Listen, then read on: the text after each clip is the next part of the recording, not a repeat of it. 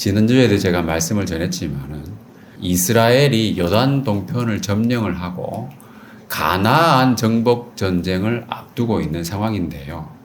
이 상황을 좀 더 우리가 좀 생각해 보면은 참 애매한 상황이다 하는 것을 생각해 볼 수가 있습니다.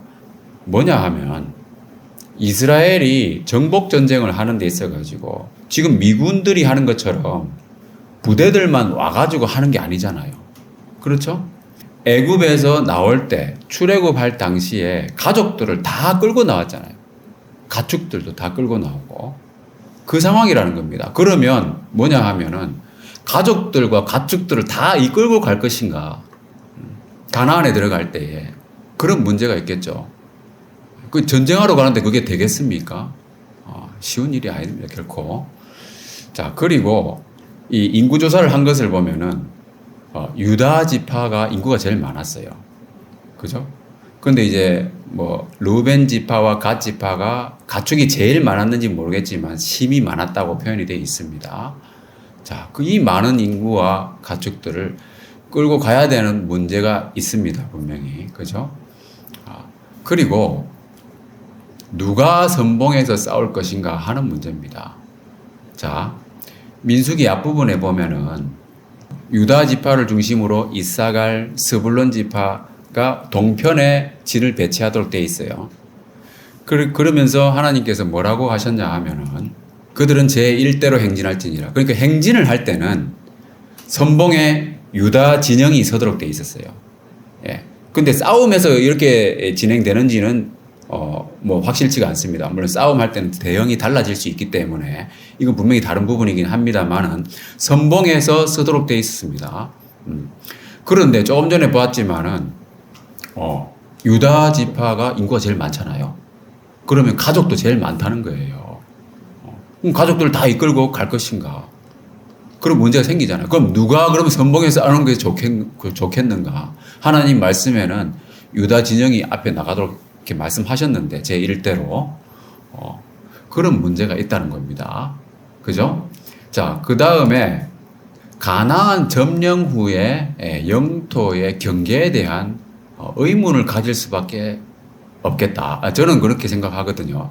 여러분들도 한번 생각해 보세요. 자, 가나안을 요단강을 건너서 들어갔습니다. 그랬을 때 서쪽은 지중해입니다. 그죠? 동쪽은 요단강이에요. 자, 어떻습니까, 여러분? 물론 강으로 경계선을 지어주면은 오히려 좋은 점도 있겠지만은 강은 물줄기잖아요, 그죠? 강을 한쪽 면만 쓸 수밖에 없다는 거잖아요. 그리고 넘어가기도 되게 곤란한 상황이 되는 거예요. 다른 그 강 너머에 다른 나라가 있다면은 그런 문제가 생길 수 있잖아요. 강을 자유롭게 왔다 갔다 넘어가고 넘어오고 하는 그런 강이 있으면 얼마나 좋겠습니까? 우리 한강도 그렇잖아요. 강북하고 강남하고 완전히 나눠진 건 아니잖아요. 왔다 갔다 하면서 여러 가지 좋은 유익들을 혜택을 누릴 수 있습니다. 불을 사용하는 문제도 비롯해가지고 그런 문제가 있을 수 있고요. 그 다음에 그동안에 점령했던 요단 동편 땅은 어떻게 할 것인가 하는 문제입니다. 자, 생각해 볼 수 있는 것은 전쟁을 수행하는 데 있어가지고 가장 중요한 것은 뭐냐 하면 후방 군수 지원입니다. 후방 군수 기지. 그리고 측후방 위협을 제거하는 게 중요하거든요. 그러기 위해서는 이 요단 동편을 점령한 것이 뭔가 쓰일 때가 있어야 된다는 거예요. 그런 목적을 위해서 후방 주둔기지나 군수보호기지를 확보한다든가 또는 측후방 위협을 제거하기 위해서 미리 공고하게 정착해 놓는 그런 필요가 있다는 겁니다. 그렇지 않습니까? 예. 군수가 전쟁에서 이긴다는 그런 말이 있거든요. 예. 그리고 이 문제에 관해서 이 모세가 뭐라고 하냐 하면 오늘 본문에 나오는 말씀이잖아요. 르우벤 지파와 갓 지파가 무장하고 건너서 같이 싸우지 않는다면 가나안 땅에서 너희와 함께 땅을 소유할 것이다. 이렇게 이야기하고 있잖아요. 그러니까 그동안 점령했던 요단강 오른쪽은 동편은 특별한 계획이 없는 거예요. 그죠? 모세도 이렇게 말할 정도였으니까. 자, 그러면 이 문제들에 관해서 하나님의 약속과 명령은 무엇인가 하는 겁니다. 이 부분이 아주 중요하겠죠. 자, 어떤 분은 이 민수기 32장을 쭉 해석을 하는 데 있어가지고 르우벤 지파와 갓 지파가 너무 자기들 욕심만 챙겼다. 그렇게 이야기하는 분이 있어요. 그리고 하나님이 약속하신 땅은 요단강을 건너서 가나안 땅이기 때문에 요단강 이 동편에 있는 이 땅들은 하나님이 약속하신 땅이 아니다. 그러니까 여기에 관심을 두면 안 된다라고 이야기를 하는 분들이 실제로 있습니다. 주석에도 그렇게 나와 있는 부분들이 있고요. 자, 과연 그럴까요? 이 부분을 잘 생각해 보셔야 됩니다, 여러분. 자, 하나님의 약속과 명령은 무엇이었는가? 신명기 2장 말씀에 보면은 이 하나님 말씀이거든요. 헤스본 왕 아모리 사람 시혼과 그의 땅을 네 손에 넘겼은즉 이제 더불어 싸워서 그 땅을 뭐라고 했습니까? 차지하라고 했잖아요. 이 말이 무슨 말이냐 하면 자, 31절에 또 나옵니다. 너는 이제부터 그의 땅을 차지하여 뭐라고 했습니까? 기업으로 삼으라고 말씀하셨다는 거예요. 많은 사람들이 이 부분을 놓치고 있습니다. 신명기 2장에는 요단 동편 땅을 점령하는 그 싸움을 진행하기 전에 하나님께서 모세에게 분명히 그 땅을 차지하여 소유를 삼으라고 말씀하셨다는 겁니다. 그러니까 요단 동편 땅도 하나님이 기업으로 주시기로 약속하셨다는 거예요. 그러니까 원래는 하나님은 이 말씀 안 하셨잖아요. 그죠? 가나안 땅만 말씀하셨잖아요. 실제로. 그런데 우리가 길을 가는 동안에 하나님이 추가적인 축복의 말씀을 하십니다. 네, 계획에 없던 거잖아요. 근데 하나님의 계획에는 있었을 거예요. 말씀을 안 하셨다 뿐이지. 그래서 실제로 요단 동편 그 왕들과 싸울 때 하나님이 이런 말씀을 하셨잖아요. 모세에게. 예. 그러니까 우리가 그 목표를 향해서 가는 도중에도 그죠? 하나님의 말씀이 무엇인가를 수시로 확인하고 물어봐야 된다는 거예요. 우리 삶 가운데서도 그죠? 항상 하나님의 음성에 귀를 기울이면서 살아야 된다. 그래야 문제를 풀 수 있다는 겁니다. 이 문제를, 애매한 상황의 문제를. 자, 그러면 이 하나님의 명령을 어떻게 수행할 것인가인데 모세가 과연 이것을 기억하고 있었는지가 조금 저는 의문입니다. 이 부분에서. 조금 전에 하나님 말씀을 봤지만 그 오늘 본문의 30절에 보면은 요단강 동편은 거의 분배를 안 하는 것처럼 이야기해 버리잖아요. 그죠? 이런 문제가 있다는 겁니다. 참 애매하지 않습니까? 그죠? 그런데 이 르우벤 지파와 갓 지파, 이 두 지파의 필요에 따라 가지고 필요에 의해서 그들이 요구하는 상황이 발생을 하면서 위기 상황이 잠시 조성이 되죠. 자, 그걸 정리해 보면 이렇습니다. 르우벤 지파와 갓 지파가 요단 동편에 자기가 정착하겠다고 요구를 하는 거잖아요. 그리고 딱 보니까 요단 동편이 너무나도 이 가축들을 키우기에 너무 좋은 거예요. 그죠? 점령한 땅들이. 그래서 자기들은 여기에 정착을 하겠습니다. 그런데 거기까지는 괜찮은데 그 요단강을 건너지 않게 해주십시오. 이렇게 말하잖아요. 그게 잘못됐다는 겁니다.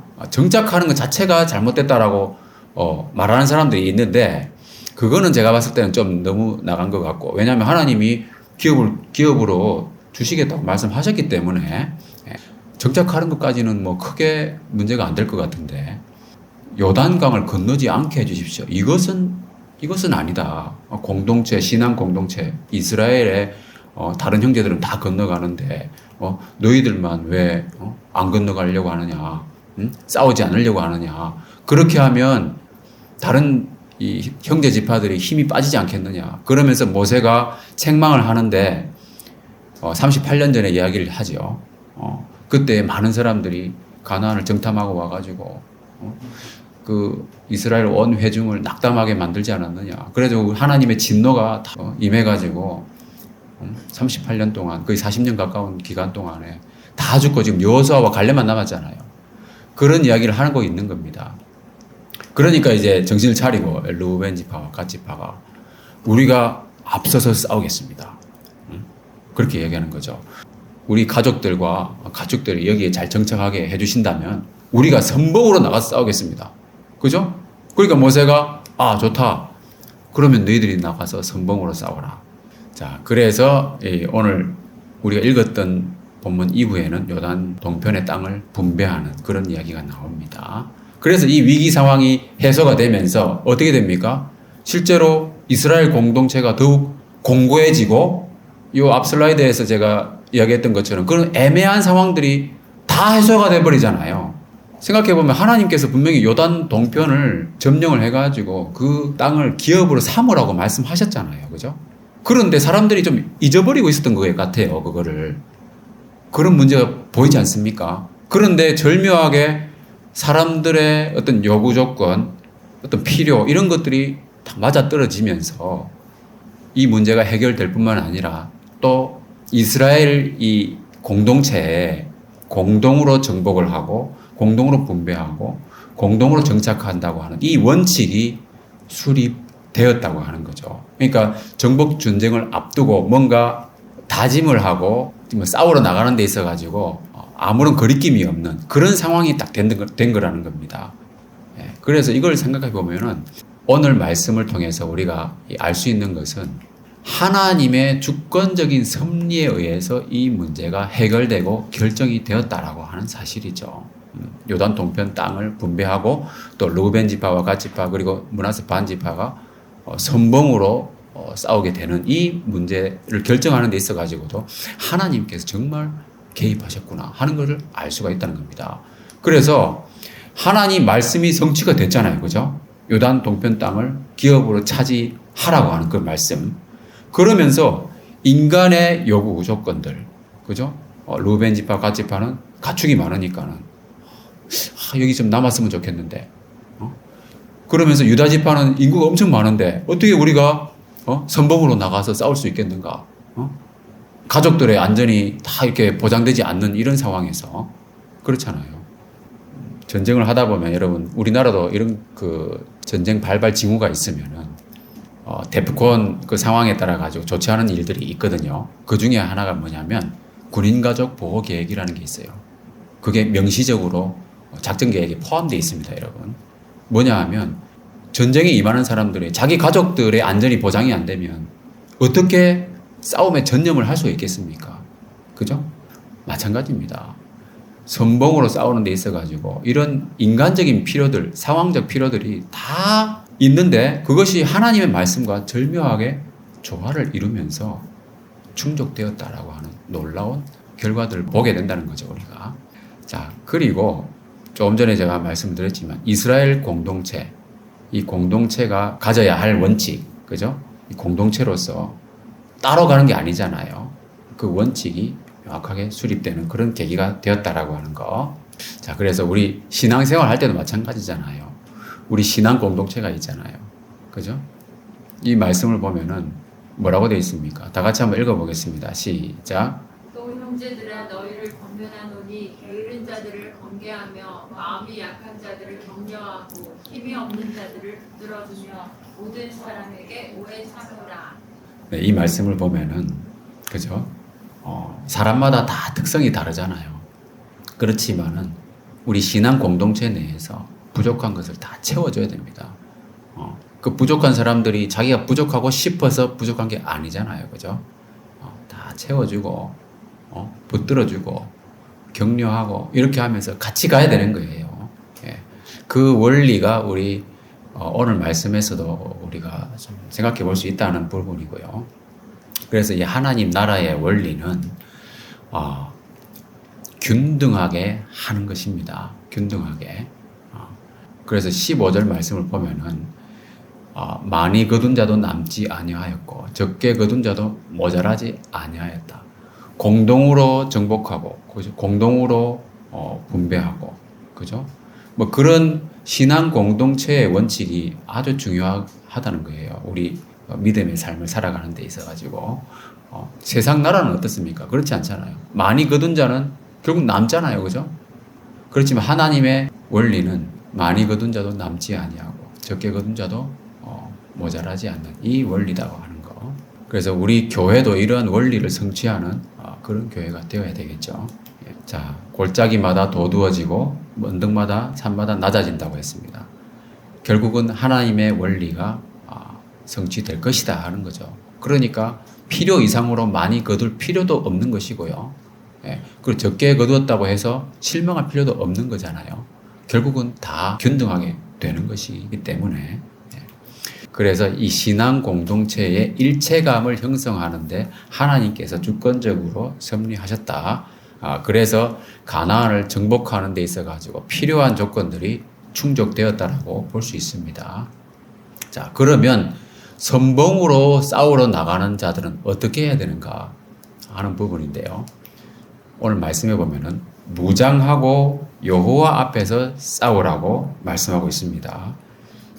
오늘 본문에 보면은 대여섯 군데에 이렇게 여러 번에 걸쳐서 무장하고 여호와 앞에서 싸우라는 이야기를 반복적으로 하고 있습니다. 자, 싸우러 갈 때 무장하고 가는 건 당연한 거잖아요. 안 그렇습니까? 싸우러 가는데 뭐 이렇게 비무장으로 가진 않잖아요. 근데 왜 하필 계속 이렇게 무장하고 여호와 앞에서 싸우라 이 이야기를 계속 할까요? 타 지파에 대해서 이 르우벤 지파, 갓 지파가 특별히 더 무장해야 될 게 있을까요? 무장할 장비라도 있겠습니까? 지난주에도 말씀을 드렸지만 기본적인 역량만 갖추면 되잖아요. 그죠? 타 지파보다 특별히 더 할 것은 없다. 그럼 이 무장하라는 말씀은 무슨 말씀인가? 영적인 무장을 말하는 겁니다. 자, 생각해 보면 이렇습니다. 가족들과 가축들의 안전과 정착이 보장이 되잖아요. 그죠? 그것은 거저 주어진 은혜잖아요. 그 은혜로 충만한 거예요. 르우벤 지파와 갓 지파는 하나님 은혜를 이미 받았잖아요. 그죠? 자기 눈으로 보고 있잖아요. 그리고 하나님이 요단 동편 땅을 기업으로 주시겠다고 말씀하셨는데 그 약속이 자기들에게 지금 눈으로 보여지고 있잖아요. 울타리를 지금 만들고 정착을 하고 있는 것을 자기들이 보면서 그러니까 우리가 일반적으로 생각할 때 하나님의 약속은 눈에 잘 안 보이잖아요. 그래서 믿음이 필요한데 그들은 자기 눈으로 그것을 보고 있는 겁니다. 그러니까 하나님의 약속이 거의 성취된 거나 마찬가지잖아요. 자기들이 열심히 싸우기만 한다면. 그러니까 이미 받은 상태라는 겁니다. 그러니까 마음의 결의가 어떻겠습니까? 다른 지파에 비해서 그들의 다짐이나 이 싸움에 임하는 그 정신 자세, 정신 무장, 그 결의라고 하는 것이 차원이 다르다는 거예요. 그러니까는 이 사람들은 우리는 가족들의 안정이 보장되고 가축들도 이렇게 정착되고 하나님의 약속을 우리가 기업으로 받는 것을 눈으로 보았으니까는 우리는 앞에 나가서 싸우겠습니다. 이렇게 말할 수가 있는 거예요. 누구라도 그렇지 않겠습니까? 그것이 확실하게 보장된다고 하는 것이 주어진다면. 그래서 믿음이라고 하는 것도 바로 그런 거예요. 믿음의 눈으로 우리가 본다고 하면 전투 의지가 막 생기는 거죠. 영적으로. 야, 이제 내가 앞에 나가야 되겠다. 그러니까 여러분들 선교사들 보세요. 선교사들. 얼마나 험지에 가서 선교를 합니까? 그분들은 지금 우리나라 이 선진국이잖아요. 이렇게 살기 좋은 나라를 떠나가지고 물도 제대로 없고, 그죠? 건물도 제대로 없는 그런 곳에 가가지고 선교를 하고 있잖아요. 왜? 하나님께서 자기들에게 주신 상급들을 육안으로 보지는 못하지만 믿음의 눈으로 보기 때문에 그런 거예요. 그게 생생하다는 거예요. 하나님 말씀을 통해서 자기들이 믿고 있는 바가 너무나도 자기 마음속에 생생하기 때문에 이 육신의 눈으로 볼 수 있는 누릴 수 있는 물질적인 축복, 은혜 이런 것들을 다 접어두고 그 멀리 가서 동남아나 뭐 인도나 아프리카나 이런 데 가서 선교를 하잖아요. 그러니까는 무장한다는 것은 뭡니까? 은혜와 하나님의 약속으로 충만해지는 거예요. 그런 의미에서 영적인 무장인데 이것이 신약 성경에도 보면 하나님의 전신 갑주를 입으라고 되어 있잖아요. 이 전신 갑주라고 하는 것이 눈에 보이는 장비들로 무장하는 게 아니잖아요. 그죠? 진리, 의, 그리고 평안의 복음, 믿음, 구원, 하나님의 말씀 이런 것들로 무장을 하는 겁니다. 이렇게 무장을 하는 이유는 뭡니까? 우리의 싸움이 영적 전쟁이기 때문이죠. 그 영적 전쟁을 한다고 하는 것은 바로 하나님께 속한 자로서 싸우는 것이고요. 그러니까 하나님의 싸움에 동참을 하는 거잖아요. 실제로 싸움은 하나님이 이끌어 가시는 거고요. 군 사령관이 되셔서 이끌어 가시는 거고요.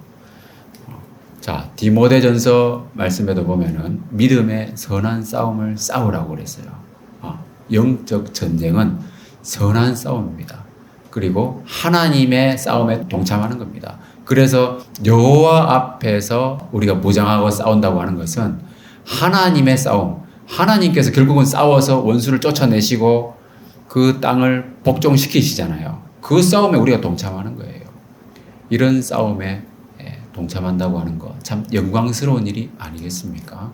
그래서 선한 싸움을 싸우면서 하나님의 영광에 동참하는 것이 바로 무장하고 여호와 앞에서 싸우는 것이다 하는 겁니다.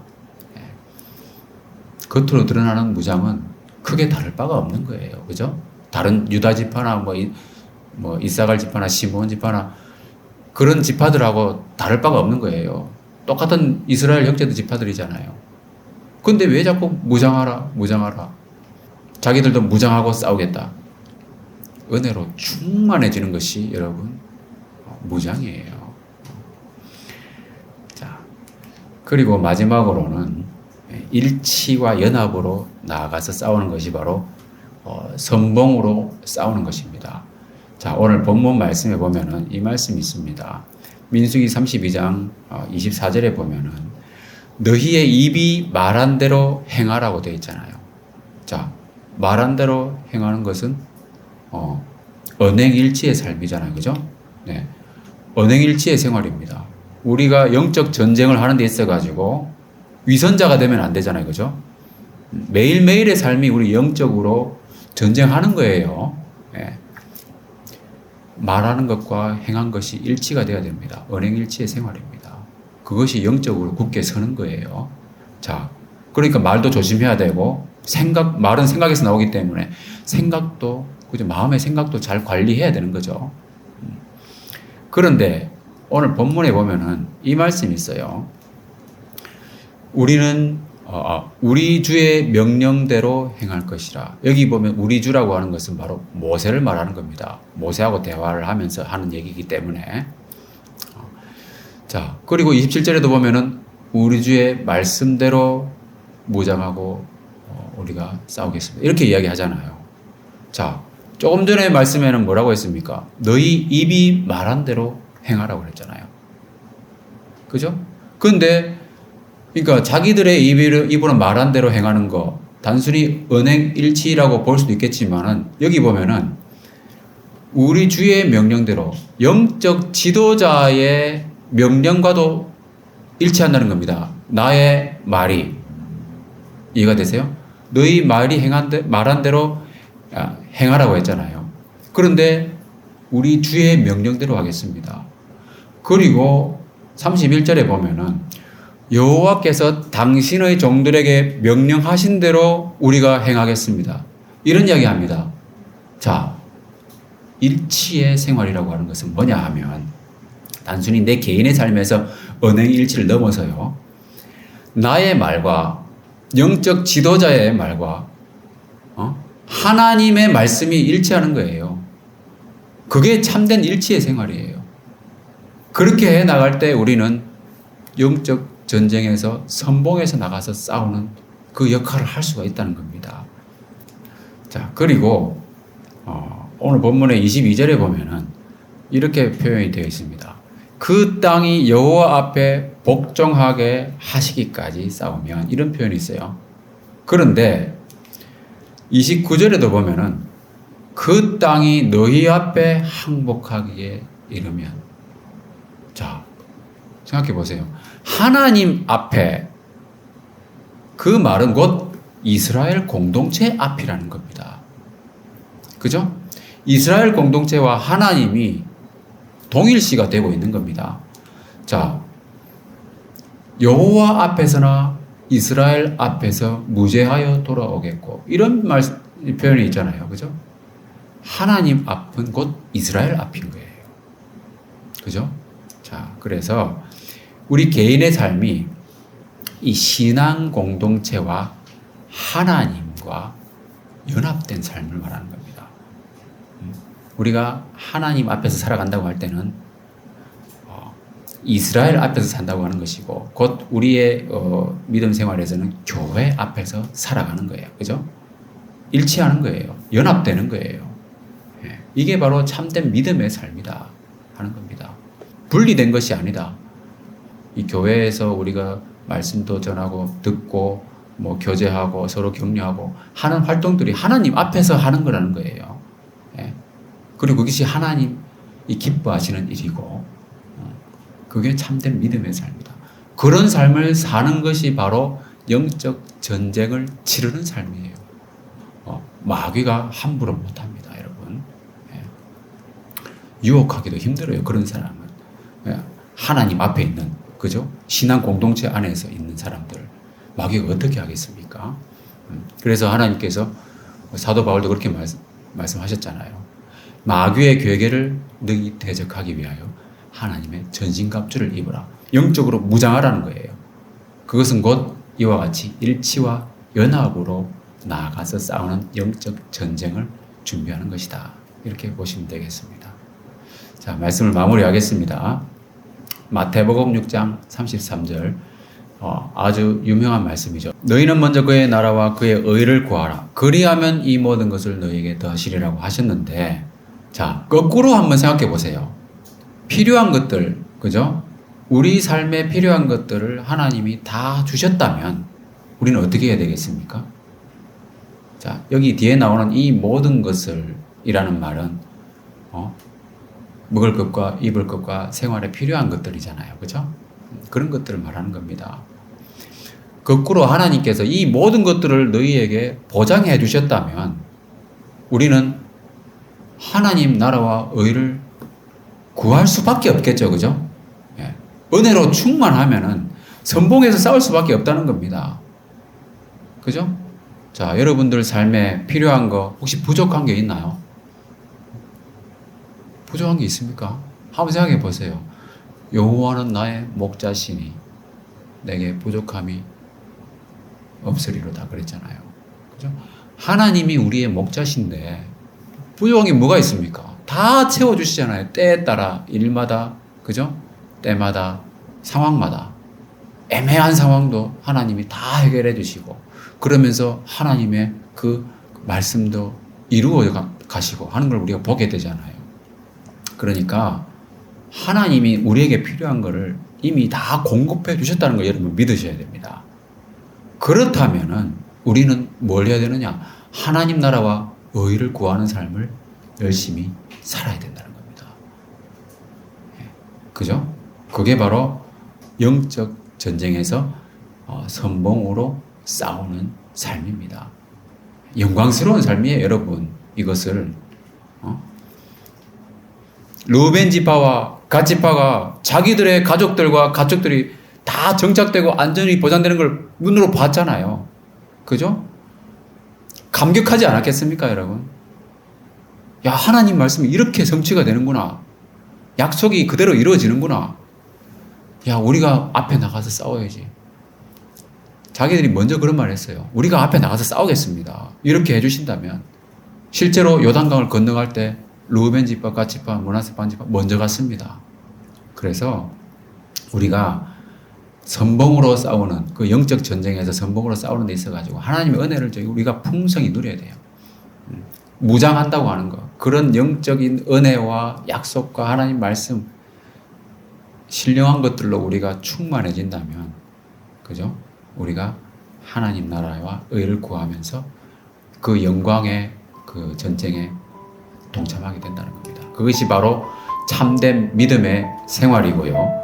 우리 나플러스 교회가 신앙 공동체로서 그런 참된 믿음의 생활을 통해서 영적 전쟁에서 선봉으로 싸우는 그런 교회가 되기를 주님의 이름으로 축원합니다.